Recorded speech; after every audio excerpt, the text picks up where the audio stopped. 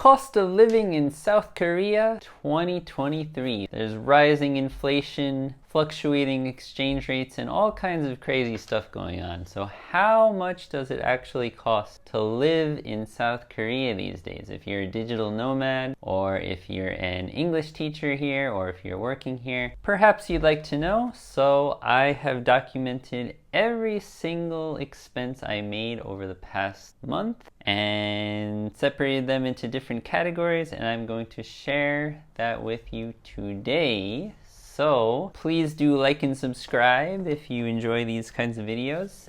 But anyway, let's get to it. So about my spending habits, I'm generally a minimalist. I don't really consume too much unnecessary stuff. Generally on a scale of 0 to 10, with 0 being the ultimate cheapo and 10 being a, extravagant spender, I'm probably somewhere around a 3.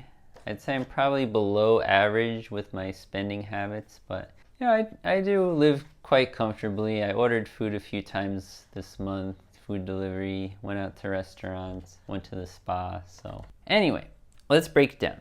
So first, we have grocery. How much did groceries cost? I've got my kitchen behind me here, where I do a lot of my cooking, my culinary magic. And total for groceries came to 217,438 won, or 165 US dollars. Okay, next came to restaurants. How much did I spend actually going out to eat at a sit-down restaurant? Well, this came to 84,900 won, or 64 US dollars. And restaurants, what I find, they're pretty cheap all around Korea. You can get a decent meal for anywhere between 5,000 won to 10,000 won.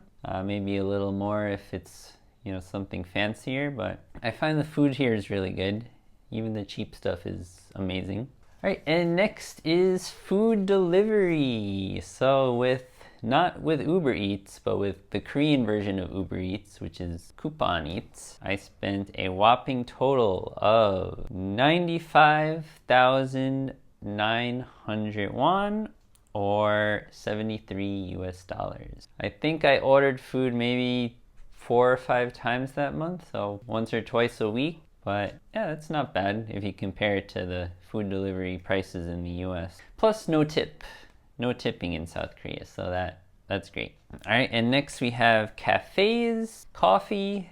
Cafes are a huge thing in Korea. You're always gonna find yourself at a coffee shop. Total for this, 57,900 won, or $44. And next, the convenience store, sort of the CU or E-Mart. They're the equivalent of 7-Eleven or Family Mart in Japan. So for this, I'd buy like snacks, alcohol, water, toothpaste, things like that. And total for this came to 88,410 won, or $67. All right, next is my phone plan. I pay for 15 gigabytes a month of data, plus the texting and calling, and this is pretty cheap. This came out to 28,200 won, or 21 US dollars. Not bad. All right, and then next, transportation, taking the subway. So I live in Daegu, South Korea, and pretty much you can go anywhere in Daegu for $1. That's great, and I did take one trip to Busan, so also relatively cheap. Busan's about a 45-minute express train from here. So total for this came to 28,000 won, or 21 US dollars. All right, and then I went to the spa once. They call them the jjimjilbangs. You go to all the saunas, the hot springs, the spa. Can do all that for up to 6 hours, and this only cost 15,000 won, or 11 US dollars. What a steal. If you do one of these in the US, they cost about $80 for, not even as good of a quality of a spa. So totally recommend. I usually do more of these per month, but I don't know, I guess I was busy this month or something. Okay, and then next I went to the dentist, got a cleaning, and then came back a second time to get a cavity filled. This came to 31,800 won, or 24 US dollars. What a steal. That is great. That is including 2 trips to the dentist. They didn't give me a free toothbrush at the end, but can't complain. All right, next, the utility bill for my apartment. Utilities, heating, electricity, water came to 100,231 or $76. So not sure why it was so expensive, because I didn't really use heating. It was not very cold this month. This was in April I recorded all this, so I might be getting ripped off with that. Gotta look into that. Okay, and then health insurance. Health insurance came to 75,971 or $58 per month for health insurance. And last but not least is housing. My apartment, my very small 1-room apartment here in Korea, and that was free. Woohoo! Because I'm teaching English here, so they provide me with the free apartment and I get free internet here, so that's great. If you're a digital nomad, you'll have to add the cost of, an Airbnb or accommodation, which is relatively cheap. You can get a decent place depending on the city for $500 to $1,000. But yeah, you definitely have options. There's definitely cheaper options and more expensive options. But so with all that said, 1 month in South Korea, total spent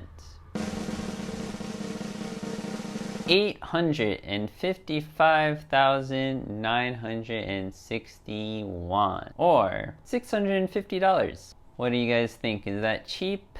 Expensive? Do you want to come to South Korea? Well, drop a comment below and let me know what you think. And yes, that's kind of what you can expect with the current, inflation rates, exchange rates, what's going on in 2023, because the price has definitely gone up from what I've heard. I've only been here for 6 months, so I don't know exactly. I can't really compare. But from what I've heard, it has gotten a lot more expensive. But even so, these prices, if you're coming from like the US, much more affordable. So yeah, I would say South Korea is a good place if you want to become a digital nomad, a remote worker, or even teaching English while you transition into remote work, which is what I'm doing. And yeah, hope you like and subscribe and follow this journey I'm on to become a digital nomad traveling around the world.